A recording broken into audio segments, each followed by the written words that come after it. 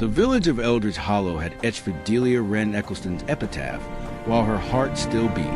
They'd entombed her good name in hushed scandals, severed her prospects with averted gazes and locked doors, and left her with exactly two choices: fade into obscurity with pride intact, or accept a post at Duke Cecil Montague Greville's ranch, the domain where fortunes withered and curses lingered.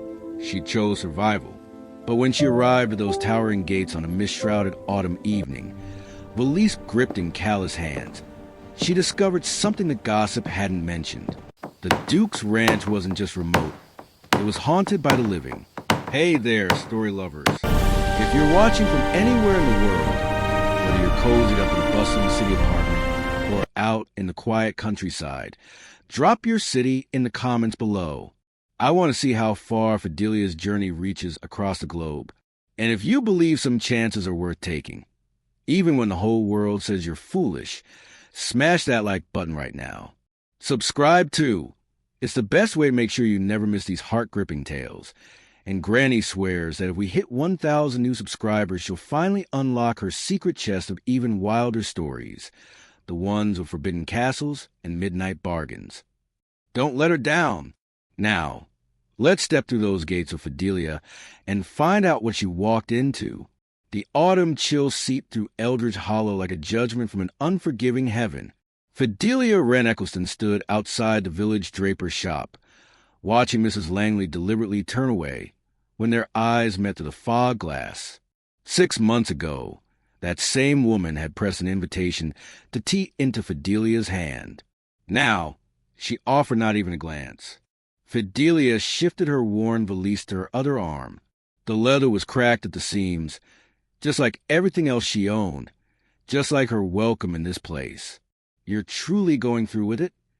The voice belonged to Eloan Price, one of the last souls who still spoke to her openly, though even Eloan couldn't hide the pity in her eyes. I am... That ranch, Fidelia. Eloan lowered her voice, glancing up and down the empty lane, as though the hedgerows themselves might carry tales.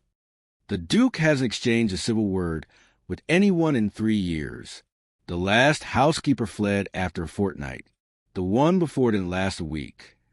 Then I'll be the one who stays. Fidelia met her friend's gaze steadily. She'd long since stopped flinching from sympathy. Unless you've another offer for me. Eloan's silence was answer enough. Fidelia lifted her valise. Tell me the way, or shall I wander the moors until I stumble upon it? Take the old north road past the ruined abbey. When it forks at Ravenmere Brook, bear east.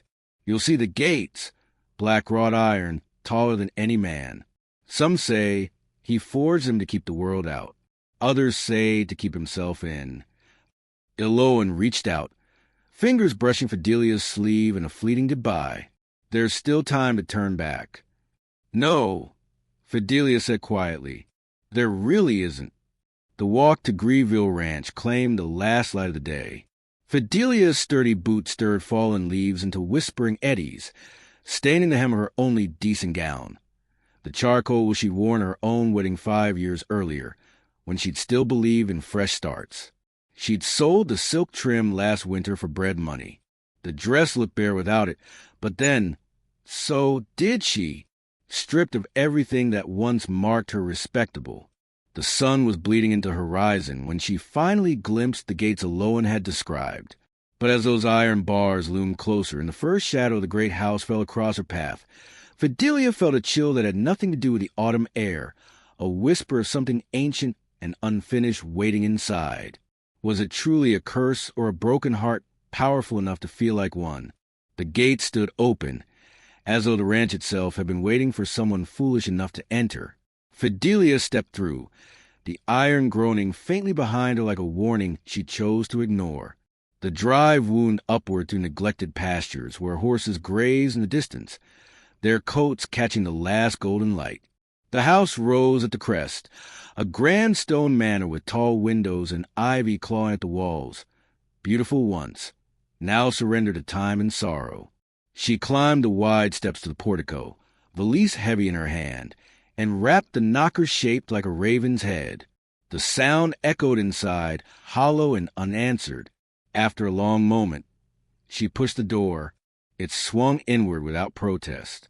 The air within was cold and still, scented with dust and old wood smoke. Sheets draped the furniture like shrouds.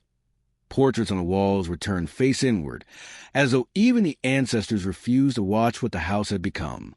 Fidelia set her valise down in the entrance hall and called out, her voice steady despite the tremor in her chest. "Your Grace? I am Fidelia Eccleston, come about the housekeeping post." Silence answered her. Then, from the shadowed corridor beyond the staircase, came the slow scrape of boots on stone. A man emerged into the faint light, filtering through the grimed windows. Duke Cecil Montague Grieville was taller than she had imagined, broad-shouldered beneath a black coat heavy with gold embroidery that caught what little light there was. His dark hair was neatly combed, his white stock tie crisp, yet everything about him spoke of deliberate isolation. His profile was sharp and aristocratic, the line of his jaw severe as eyes. When he finally turned them fully upon her, dark and unreadable. He looked like a portrait that had stepped down from its frame, beautiful and remote. "You should not have come," he said. His voice was low, roughened from disuse. "I was engaged for the position." Fidelia lifted her chin. Word was sent to the village 6 weeks ago. That was a formality. No one was expected to answer. He took a single step closer, as though his presence alone might drive her back toward the door. "You may leave now. I will pay you for your trouble." Fidelia did not move. "I walked 4 hours to get here, Your Grace. I have nowhere else to go, and you have need of someone to keep this house from falling into complete ruin. We might as well make use of one another." Something flickered across his face. Surprise, perhaps, or the ghost of amusement. It vanished quickly. "There is no contract," he said. "Then we shall manage without one." She picked up her valise again. "Show me my quarters, or I shall choose a room myself." For a long moment he studied her. The freckles across her nose darkened by sun and wind, the smudge of road dust on one cheek, the brown hair escaping its low bun in defiant wisps. Her plaid sleeves were rolled to the elbow, revealing forearms strong from years of work. She met his gaze without flinching. At last he inclined his head, the smallest concession. "Upstairs. 3rd door on the right. It is tolerable." He turned away before she could thank him, disappearing into shadows of what she guessed was his study. The door closed with quiet finality. Fidelia climbed the sweeping staircase alone. Her room proved sparse but clean. A narrow bed, a dresser, a single window overlooking the pastures where the horses still moved like distant phantoms. She unpacked quickly. 2 serviceable gowns, a nightdress, a worn shawl, and the small pistol her late husband had insisted she learn to use. She tucked it beneath the folded linen in the bottom drawer. One never knew. Downstairs again, she found the kitchens at the rear of the house. They were vast, built to feed a bustling household, now silent and neglected. Pots crusted with ancient meals sat in the dry sink. The pantry held little more than flour gone weevily and a rind of salt beef. The grate stove was cold. Fidelia rolled her sleeves higher, tied on an apron she discovered hanging behind the door, and set to work.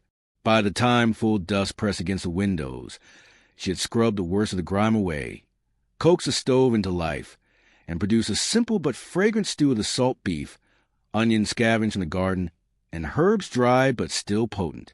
She baked soda bread in the warming oven, and brewed coffee strong enough to wake the dead. She set 2 places at the servants' table in the kitchen, hers and defiantly his. She rang the small bell she found beside the back door. Once, twice, no response. Lamp in hand, she followed the faint glow beneath the study door and knocked. "Dinner is ready, Your Grace." "I am not hungry." She opened the door anyway. He sat at a massive desk littered with ledgers. He was not reading, staring instead at the dying fire. In the lamplight his face looked carved from marble, exhaustion etched deep. "When did you last eat a proper meal?" she asked. He did not answer. Fidelia crossed her arms. "I have gone to considerable effort, sir." The least you can do is come to table. I did not ask you to play nursemaid, nor did I ask to be turned away at the gate. She held his gaze. We are making rules as we go. It seems. Mine is this: if I cook, you eat, or I shall stand here speaking until you surrender simply to be rid of me. A faint huff, almost a laugh, escaped him. He closed the ledger slowly and rose. She had not realized quite how tall he was until he stood beside her. Yet he made no move to intimidate, only gestured toward the door. They walked to the kitchen in silence. He paused in the doorway, staring at the steaming bowls, the golden bread, the lamplight glinting off clean crockery as though he had forgotten such things existed. Fidelia served him without ceremony and sat opposite. He ate mechanically at first, then with growing attention, as if remembering the taste of food. She did not press conversation. Some griefs needed quiet. When the bowls were empty, he pushed back his chair. "Thank you," he said, the word stiff but genuine. "You are welcome. Breakfast at dawn." He paused at the threshold. "Mrs. Eccleston." She looked up. "There is a room at the end of the east corridor. It is locked. Do not attempt to enter it." "I understand." He left her then, his footsteps receding up the stairs. Fidelia washed the dishes by lamplight, the house settling around her with creaks and sighs. When all was tidy, she banked the stove and carried her lamp toward the staircase. As she passed the east corridor, a whisper sound stopped her, a faint, rhythmic creak, like a rocking chair moving though no wind stirred the house. She lifted her lamp higher. The locked door at the corridor's end stood closed, yet the creaking continued, soft and steady, as though someone sat just beyond, waiting. Fidelia's pulse quickened. She took one step closer, then another, until the lamp's glow touched the door. Beneath it, a thin line of shadows shifted back and forth, back and forth. A chill traced her spine. Was this the curse the village feared? Or something far more human and far more heartbreaking? She did not try the handle. Not yet, but as she retreated to her room, the rocking continued in the darkness behind her, a lullaby for ghosts that had never been laid to rest. And Fidelia knew, with a certainty that settled deep in her bones, that whatever waited behind that locked door would change everything. Morning light filtered weakly through the grimed windows as Fidelia set to work. She began in the upper corridors, armed with bucket, rags, and determination. The house seemed to resist her at first. Doors stuck. Dust rose in choking clouds. But gradually it yielded. She washed panes until sunlight poured in, swept floors until the patterns in the wood reappeared, and beat shrouds from furniture that had slept too long. By midday she reached the east wing, the forbidden corridor the Duke had warned her against. The locked door stood at its end, solid oak banded with iron, unadorned save for a small brass keyplate. She had no intention of trying it. Curiosity was one thing, folly another, yet as she turned to leave, her foot caught on a loose floorboard. It lifted with a reluctant groan, revealing a narrow cavity beneath. Inside lay a silver locket, tarnished but intact on a broken chain. Fidelia knelt, heart quickening. She pried it open gently. Within were two miniatures, a fair-haired woman with gentle eyes and a smiling infant boy no more than a year old. On the reverse, engraved in delicate script, Lavinia and Alaric, forever my heart. She had heard whispers in the village. A fever that swept the ranch 3 years past, taking the Duchess and her only child in a single cruel night. The Duke had buried him in the family mausoleum and, some said, buried himself with them. Fidelia closed the locket, guilt pricking her for the intrusion. She meant to return it to its hiding place, but footsteps sounded behind her, heavy, deliberate. Cecil stood in the corridor mouth, face pale as parchment, his dark eyes fixed on a locket in her hand. "Put it back." His voice was quiet, yet cracked like thunder in the stillness. "I found it beneath the board. I did not mean—" "Put it back." She rose slowly, holding it out instead. "It should not be hidden away like contraband, Your Grace. They were your family." He crossed the distance in 3 strides and snatched the locket, fingers brushing hers, cold as winter stone. For an instant his composure shattered. Anguish twisted his features, raw and unguarded. Then the mask slammed down again. "You know nothing of my family." The words were hoarse. "I know grief when I see it." Fidelia held his gaze. Her own lost a silent echo between them. "And I know hiding relics under floorboards will not keep them safe. It only keeps you prisoner." He stared at her, breath ragged. Something shifted behind his eyes, anger giving way to exhaustion so profound it seemed to sag his shoulders. "They died in that room," he said at last, so low she barely heard. "Fever took them both before the doctor could even reach us. I held them until they were gone." His hand closed convulsively around the locket. "I locked the door the day we buried them. I thought if I kept everything as it was, they might come back." The confession hung in the cold air. Fidelia felt tears threaten, not for pity, but recognition. "They are gone," she said softly. "But you are not, and neither am I." He turned away abruptly, as though her gentleness burned. Yet he did not retreat far, only to the locked door, where he rested his forehead against the wood a long moment. When he faced her again, his voice was steadier. Breakfast was adequate. There would be food at noon. It was not forgiveness, but it was an opening. That evening, after a silent meal where he ate more than the day before, Fidelia retired early. The house felt different now, less hostile, though sorrow still clung to the rafters. She was passing the east corridor on her way to bed when she saw it, a flicker of movement at the far end, where no lamp burned. A pale shape, small, child-sized, glided across the mouth of the nursery door and vanished into shadow. The air grew colder. Her breath misted. Then came the faint, unmistakable sound of a lullaby, hummed in a woman's soft soprano, drifting from behind the locked door. Fidelia froze, lamp trembling in her grip. Reason told her it was imagination. Wind through cracked panes, the house settling. Yet the melody continued, tender and heartbreaking, wrapping around like a morning veil. She took one step toward the nursery, then another. Was the curse real after all, a restless spirit bound to the place of its ending?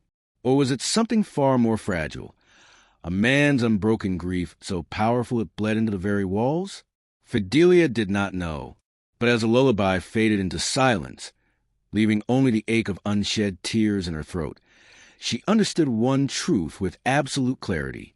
Whatever waited behind that door, ghost or memory, had already begun to pull her deeper into the Duke's shadowed world, and she was no longer certain she wished to resist. A week slipped by in quiet rhythm. Fidelia's hands coaxed life back into the manor. Windows gleamed, fires burned steadily, meals appeared at regular hours. The Duke emerged more often, not for conversation, but to eat what she placed before him. He spoke little, yet his silences grew less brittle. Sometimes she caught him watching her as she worked, his dark gaze unreadable but no longer hostile. On a crisp afternoon when the leaves burned scarlet against the sky, hoofbeats echoed up the drive. Fidelia glanced out from the parlor window to see a rider approach, a man in fine riding clothes, flanked by two others on matched bays. The leader dismounted with practiced grace, his smile sharp as a blade. She wiped her hands on her apron and stepped onto the veranda as the Duke appeared from the stables, coat unbuttoned, sleeves rolled to the elbow, an unfamiliar sight of informality. The visitor removed his hat, revealing sleek fair hair and eyes like winter steel. "Grieville," he greeted, voice smooth as oil leather. "Or should I say, Your Grace? Formalities do persist, even out here. Quillen." The Duke's tone was flat. "State your business." Baron Roderick Quillen's smile widened, merely neighborly concern. "Word reaches even my modest estate that Grieville Ranch struggles. Debts mounting, stock thinning, hands departing. Tragic, truly. I've come an offer generous, I assure you, to purchase the land outright. You could return to London or abroad. Leave this isolation behind." Fidelia felt the air tighten. The Duke's jaw hardened. The ranch is not for sale. Quillen's gaze slid to her, lingering on the freckles across her nose, the rolled sleeves revealing capable forearms. And this must be the new housekeeper. Bold choice, hiring from the village after recent unpleasantness. His smile did not reach his eyes. One wonders how long she'll stay. Fidelia met his stare evenly. As long as I'm needed, my lord. How admirable. He turned back to the Duke. My offer stands, and grows less generous with time. Accidents do happen on neglected properties. Fires, broken fences, wandering stock. Best to sell before misfortune strikes. The threat hung between them, veiled yet unmistakable. The Duke took one step forward, his presence suddenly formidable in embroidered black coat. Ride off my land, Quillen, now! The Baron inclined his head mockingly, remounted, and wheeled his horse away, his men following. Dust lingered in their wake like a warning. Silence settled until the hoofbeats faded. The Duke exhaled slowly, tension coiled in his shoulders. He will not stop, he said, more to himself than to her. Then we will not yield, Fidelia replied. He looked at her then, truly looked, and something shifted in his expression.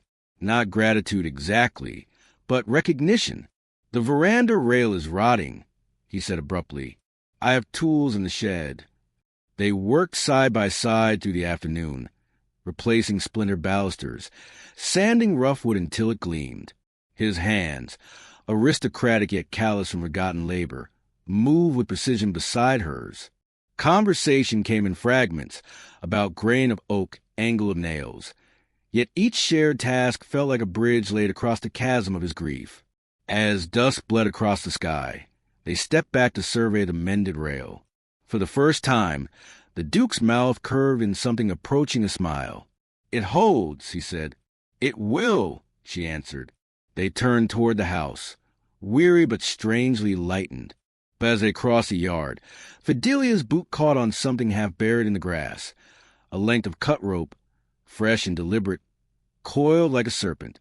Nearby, a section of pasture fence sagged, posts sawn nearly through. Her breath caught. The Duke knelt, fingers tracing the clean cuts. His face darkened. Quillen's men, he said quietly. They did not ride far. Fidelia glanced toward the tree-line where shadows now gathered thick and watchful. A chill unrelated to evening air traced her spine. The threat was no longer veiled. It had begun, and as the first stars pricked the darkening sky, she felt the Duke's gaze upon her, not distant now, but steady. Two souls, bound by impending storm, standing closer than they had before. Whatever came next, they would face it together, or not at all. Days turned to weeks, and the manor began to breathe again. Fidelia's steady labor had chased the worst of the dust from the corners. Fires crackled in hearths long cold, and the scent of fresh bread drifted through corridors that had known only silence. The Duke moved through the house like a shadow learning the shape of light. He ate at table now without protest, offered curt instructions about the stables or the orchards, and sometimes lingered after meals, staring into flames as though searching for answers there. Fidelia watched him carefully. She saw how exhaustion etched deeper lines around his eyes when he thought himself unobserved, how his hand tightened on a glass whenever thunder rolled across the moors. One evening, after finding 3 of the remaining hands, Garrick, Merritt, and young Tomas, huddled in the drafty tack room over a meager supper of hard cheese and stale oat cakes, she made a decision. That night, she prepared a proper feast. Roasted mutton with rosemary from the overgrown garden, potatoes glazed in butter, apple tarts still warm from the oven. She set the long kitchen table with the good china she had unearthed from a cupboard, laid beeswax candles, and rang the old dinner bell until its peal echoed across the yard. The hands arrived first, caps in hand, eyes wide at the spread. Fidelia pressed them into seats with gentle insistence. When the Duke appeared in the doorway, coat still dusted from the stables, he stopped short. "What is this?"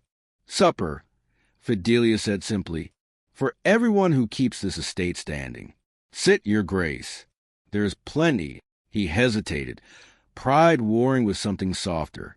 At last, he took the chair at the head of the table, the place that had gathered dust for 3 years. The men relaxed by degrees. Laughter rose as Garrick told of a foal born that morning. Merritt grumbled good-naturedly about the weather, and Tomas shyly praised the tart until his ears turned scarlet. Conversation drifted, as it does around warm food and candlelight, to older days. Garrick spoke of the Duchess's laughter filling these very rooms, of little Alaric chasing kittens through the kitchens. The Duke's fork stilled, but he did not leave. When the candles burned low, Fidelia refilled his glass and quietly began her own story. She told him of her marriage, of bright beginnings that soured into scandal and debt, of a husband who gambled away their future, of waking one morning to find him gone and the bailiffs at the door. She spoke without self-pity, voice steady, yet the pain beneath the words was unmistakable. The table fell silent. The Duke's gaze rested on her, dark and intense. When she finished, he spoke for the first time that night beyond monosyllables. "I know what it is to lose everything you believe permanent," he said, voice rough.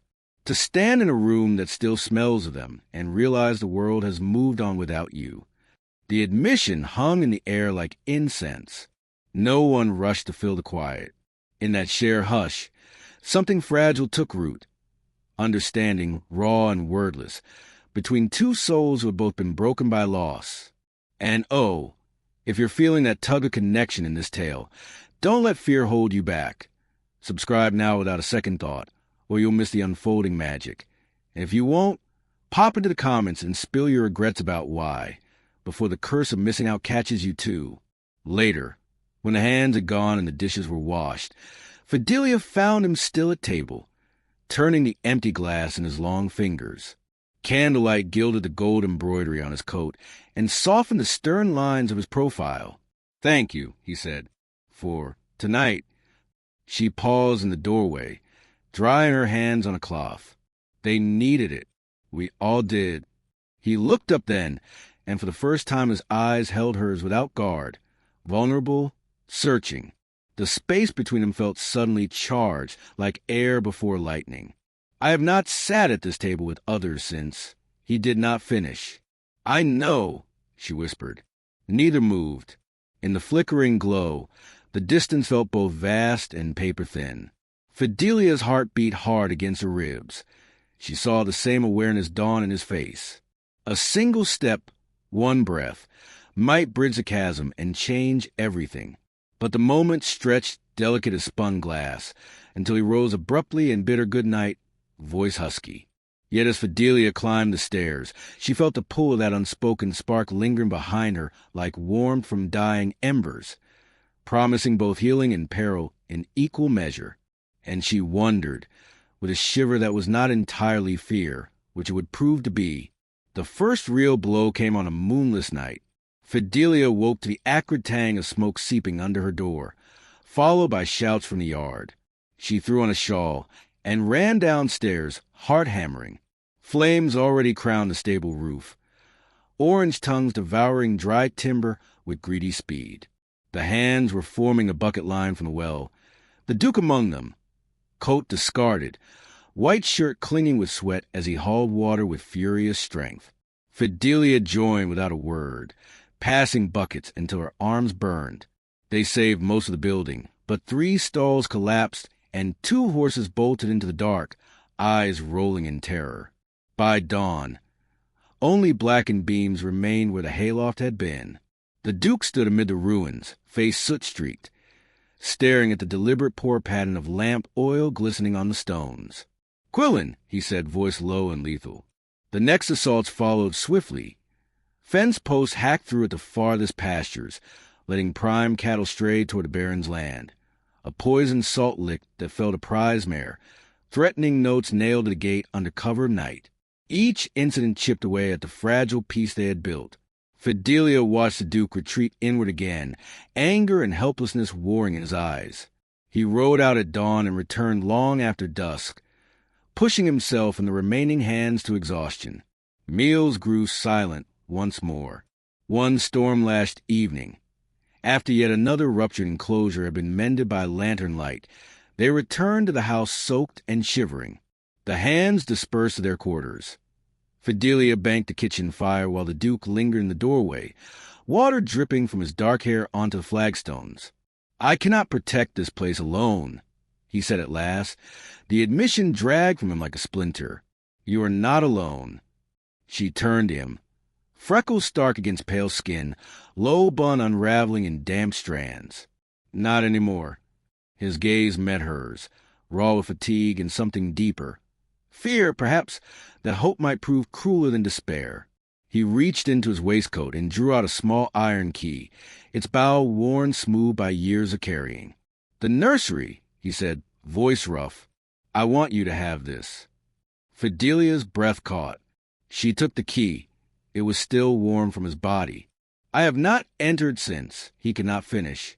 "If something happens to me, I want someone to remember them properly, not as ghosts." "Nothing will happen to you." The words escaped before caution could stop them. Thunder rolled overhead. Lightning illuminated the kitchen for an instant, casting his aristocratic features in sharp relief. The stern profile softened by vulnerability. He stepped closer, drawn by the same invisible thread that had tightened between them for weeks. "Fidelia," he whispered, her name unfamiliar and reverent on his tongue. She closed the distance. His hands rose to frame her face, thumbs brushing soot and rain from her cheeks. Then he kissed her, hesitant at first, as though testing whether tenderness could still exist in him, then deeper, desperate, all the grief and longing of 3 lost years pouring into that single contact. She answered with equal fervor, fingers tangling in his wet hair, pressing against the solid warmth she had only glimpsed beneath layers of mourning. They broke apart only when distant shouts carried on the wind. Another fire, smaller this time, but deliberate. The old herrick near the orchard, flames licking hungrily at the night sky. The Duke's eyes blazed. "Stay inside." "I will not." Together they ran into the storm. As they fought the blaze side by side, water hissing against flame, a desperate truth surfaced amid the chaos. He pulled her close for a moment, shielding her from flying sparks, and spoke against her ear. "The curse the village fears, it is not spirits. It is me. I believed if I let the land die, if I died with it, I might atone for failing them, for not saving Lavinia and Alaric." Tears mixed with rain on Fidelia's face. "You did not fail them. Fever took them, not you." "I survived," he said brokenly. That felt like the greatest betrayal. The fire yielded at last, reduced to smoking embers. Exhausted, they stood in the downpour, foreheads touching. "I will not let Quillen take this from us," she vowed. "And I will not let you punish yourself forever." His arms tightened around her. "Then we fight together for the living." Lightning flared again, revealing the manor behind them, windows glowing defiantly against the dark. Yet even as hope kindled, Fidelia felt the weight of what lay ahead, a ruthless enemy without, and shadows within that might yet consume them both. They were bound now, by fire and storm and a kiss that tasted of ash and promise. Salvation or ruin, only the coming days would tell. Winter tightened its grip on the moors, frost silvering the windows and turning every breath to mist. The sabotage had grown bolder. Gates left open in storms. Tools vanished. Anonymous warnings scrawled in charcoal across the barn door. Yet the ranch endured, held together by the stubborn alliance forged between Fidelia and the Duke. One iron-gray morning, a rider arrived from the county seat. Solicitor Beaumont Hale, a thin, sharp-eyed man with ink-stained fingers and a valise bulging with papers. He dismounted stiffly, accepted Fidelia's offer of hot coffee, and asked to speak with the Duke privately. She lingered in the corridor, polishing the same banister until her cloth grew warm, straining to hear. When they emerged hours later, the Duke's face was pale but resolute. He found her in the kitchen, kneading bread with more force than necessary. "There is a codicil," he said quietly. "Lavinia's, drawn up shortly before Alaric was born. It ties water rights from the upper spring to the estate in perpetuity. rights Quillen covets for his new irrigation scheme. He cannot legally expand without them. That is why he presses so hard to force a sale. Fidelia's hand stilled in the dough. Then we fight him with law instead of fire buckets. Hale nodded from the doorway. We have enough evidence of harassment to petition for an inquest. Arson, vandalism, threats, all documented. If we move swiftly, the magistrate will hear testimony before Quillen can buy silence. They worked tirelessly through the shortening days. Fidelia cataloged every incident in neat script. Dates, damages, witnesses. The hands gave sworn statements about strange riders seen near cut fences. Even the village blacksmith admitted, under gentle pressure, to shoeing horses at match prints found at the burned stable. The inquest convened in the county hall just after Twelfth Night. Fidelia sat beside the Duke in the front bench, her best gown pressed and her chin high despite the curious stares. One by one, their witnesses took the stand, Garrett describing the lamp oil pattern, Merritt producing a threatening note in Quillen's unmistakable hand. The magistrate's expression grew grave. Quillen himself appeared on the second day, immaculate in dove gray, smiling with easy confidence. His own witnesses followed. A land agent claiming the codicil was forged, a former hand, dismissed years ago for drunkenness, swearing the Duke had boasted of fabricating documents to spite neighbors. But it was a final testimony that struck like a blade. A clerk from the Territorial Records office, a nervous young man with spectacles, was called by Quillen's counsel. He produced a freshly inked survey map showing the ranch boundaries redrawn. Shrunk by nearly a third, the disputed spring placed firmly on Quillen's side. Filed just last month, the clerk stammered under questioning. Certified copy. Signed by His Grace himself. The hall erupted in murmurs. Fidelia felt the Duke go rigid beside her.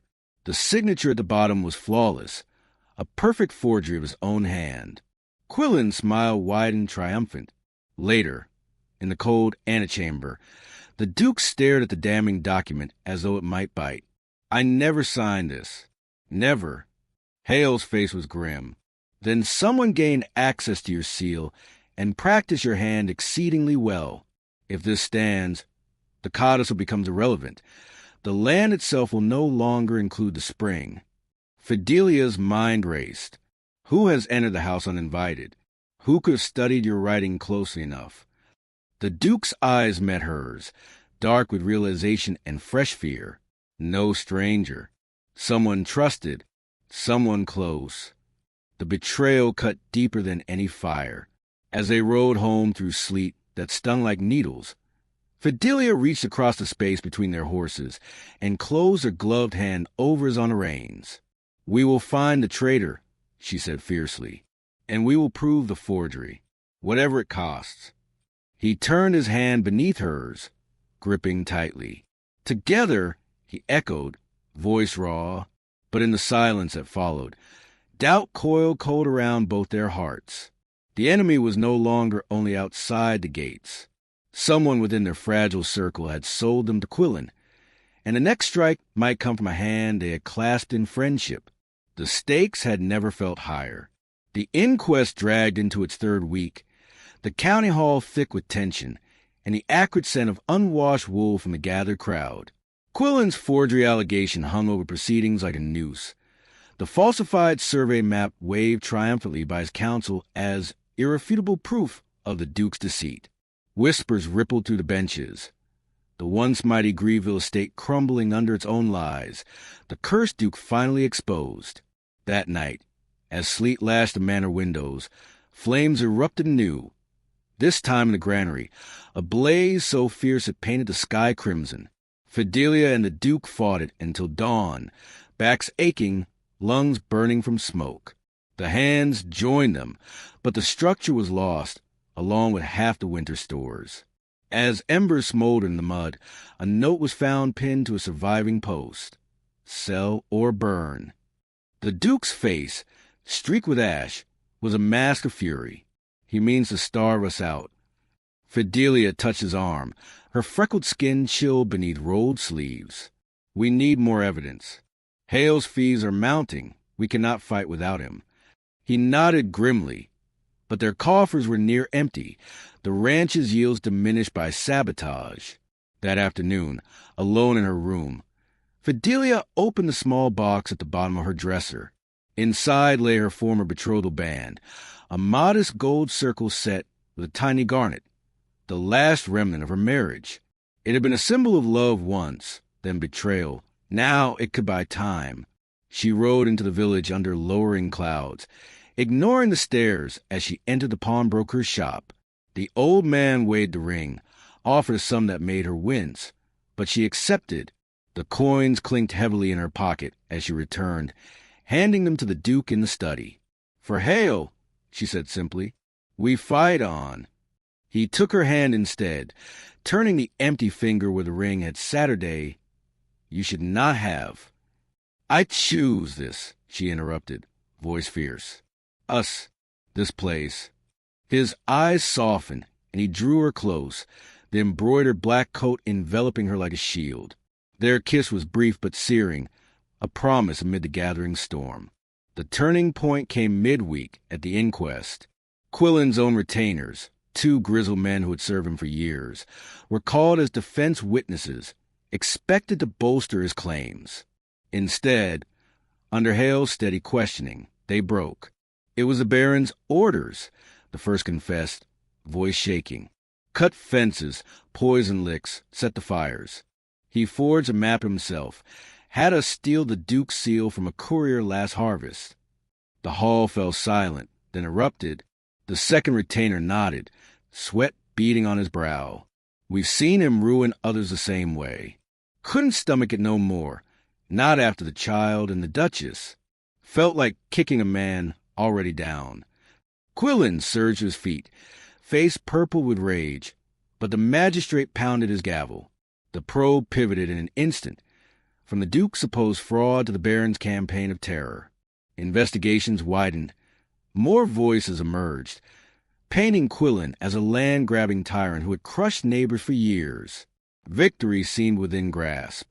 Yet that very night, as celebrations simmered in the kitchen over a modest supper, flames roared again. This time the old carriage house, inferno swallowing timbers with unholy speed. They raced out into the sleet, buckets in hand, but the blaze was too far gone.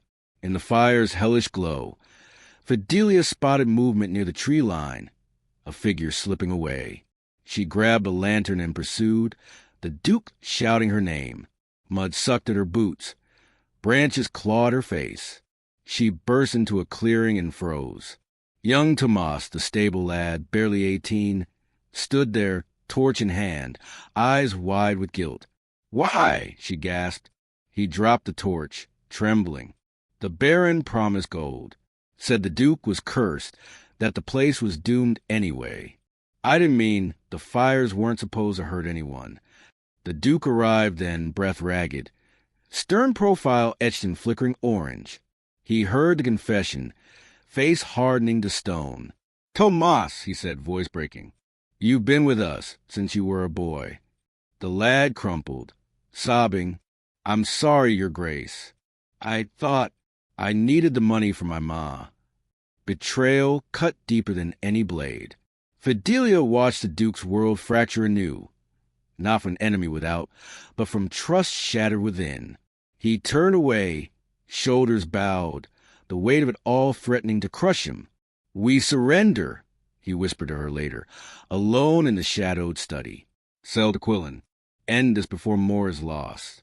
Fidelia took his face in her hands, forcing him to meet her eyes.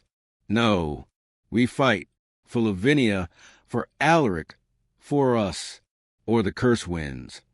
He searched her gaze, torn between despair and the spark she had kindled. The choice hung between them like smoke, yield to the darkness, or to fight with everything they had left. In that moment, their love teetered on the brink, demanding unyielding defiance or utter surrender. Spring arrived like a quiet absolution, thawing the frost on the moors and coaxing green shoots through the scorched earth. The inquest concluded in a packed hall, the air thick with held breath. Quillen's retainer's testimony had opened the floodgates. More voices rose, former victims recounting years of intimidation, forged deeds, and midnight fires. The magistrate's verdict came swift and merciless. Baron Roderick Quillen was stripped of title, fined ruinously, and sentenced to 5 years imprisonment for conspiracy, arson, and fraud. His lands were seized to repay those he had wronged. The Duke stood motionless as the gavel fell, his hand finding Fidelia's beneath the bench. When they stepped outside into pale sunlight, he did not speak until they reached the waiting carriage. "It is over," he said, wonder in his voice, as though testing the words. "Not over," Fidelia answered, freckles bright against her wind-kissed skin. "Begun." 3 weeks later, the grand hall of Grieville Ranch, cleaned and garlanded with spring hawthorn and early roses, filled with those who had stood by them. Garrick Merritt, Solicitor Hale, Eloan Price, and a handful of villagers who had found courage to admit their former silence. Sunlight poured through washed windows, gilding the Duke's black coat with familiar gold embroidery and the simple cream muslin gown Fidelia wore, sewn with Eloan's help. The vicar spoke of love forged in trial, of grace that turns mourning into morning. When the moment came for rings, the Duke drew from his pocket a band he had crafted himself in the workshop, plain gold warmed by his own hands, set with a single small sapphire the color of open sky. "It is not grand," he said, voice steady yet thick with emotion as he slid it onto her finger, "but it is made from metal taken from our own land, shaped by me, meant to endure as long as we draw a breath." Fidelia's eyes blurred with tears. She placed a matching band, purchased with the pawnbroker's redemption of her old ring, onto his hand, whispering, "And this one carries my past into our future." They kissed a gentle applause, and the hall rang with fiddle music and laughter long into the evening. Garrick danced with Eloan. Merritt toasted until his voice cracked. Young Tomas, forgiving and watchful, served wine with trembling care. Later, when guests had departed and the house settled into hush, the Duke led Fidelia upstairs. They paused before the nursery door, its iron bands gleaming anew. He handed her the key, now hers by right. Together they turned it. The lock clicked softly, surrendering. Inside, moonlight spilled across the room they had quietly prepared. Fresh paint to color dawn, the old cradle polished, and waiting beside a new one the Duke had built. Lavinia's mural of stars and wild horses remained on one wall, lovingly preserved. They stood in silence, hands entwined. "I kept it locked to punish myself," he said. "Tonight I open it to promise them, and you, that life continues here." Fidelia rested her head against his shoulder. They would want joy in this house again. He turned to her, cupping her face with infinite tenderness. "You have given me more than joy. You have given me tomorrow." In the quiet, he placed a hand low on her abdomen, a secret shared only days before. "And soon," he whispered, "this room will hold our own light." She covered his hand with hers. "Ilara," she said softly, the name they had chosen, hope reborn. Outside, the moor stretched silver under moon, the ranch restored and thriving.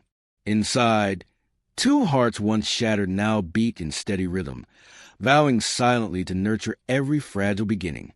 The past had not vanished. Its echoes would linger in quiet moments, but it no longer held them prisoner. Ahead lay a legacy of light. Children's laughter to fill empty corridors, love to heal old wounds, a future unchained and radiant. As they closed the nursery door gently behind them, leaving it unlocked forever, the promise settled deep and certain. From ashes and sorrow, they had built something enduring, and it would shine. Years unfolded like pages in a well-loved book, each one gentler than the last. Grieville Ranch bloomed under careful hands. Pastures rich with grazing herds, orchards heavy with fruit, the manor's stone walls warmed by sunlight and the ceaseless music of children. Ilara arrived first, dark-eyed like her father, fearless on ponies before she could properly read. Then came the boys, Rowan, sturdy and thoughtful, Julian, quick to laughter, and finally little Beatrice, with Fidelia's freckles and a chin that promised stubborn courage. The house, once silent as a tomb, rang now with footsteps on the stairs, doors slamming in playful chase. lullabies drifting from the nursery that had waited so long. Lavinia's mural of stars and wild horses watched over them all, a quiet blessing from the past.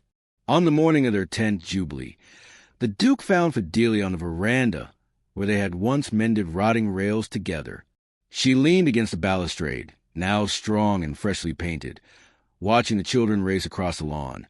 Alara leading her siblings in some elaborate game involving sticks for swords and cloaks made of old curtains.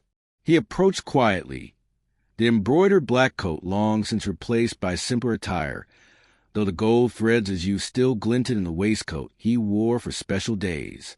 In his hand rested a small cedar box, carved with the same intricate patterns he had once used for Alara's cradle. "I have something for you," he said, voice deeper now, softened by time and happiness.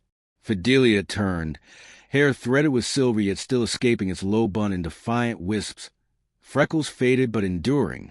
She smiled, the same steady smile that had first cracked his grief all those years ago. He opened the box.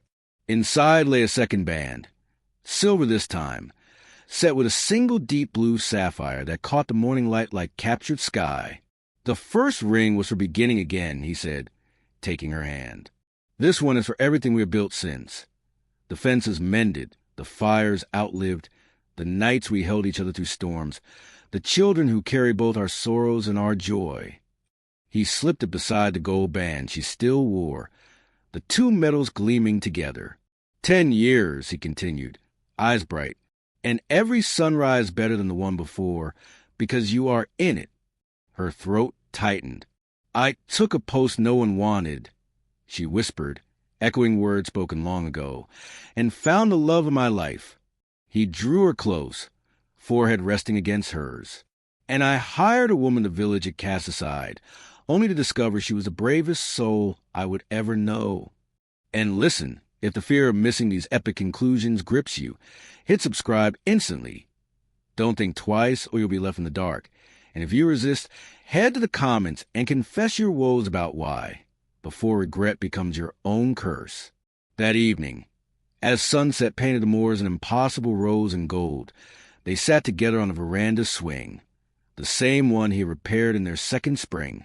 The children's laughter drifted from the garden below, mingling with the low calls of cattle and the distant whinny of horses. Fidelia looked at the manor glowing warmly behind them, windows alight with lamplight and life. She thought of the desperate woman who had once walked through iron gates with nothing but a valise and defiance, of the broken man who had hidden behind locked doors and silence. "No regrets?" the Duke asked softly, reading her thoughts as he often did. "Not one," she answered, leaning into the solid warmth of his shoulder.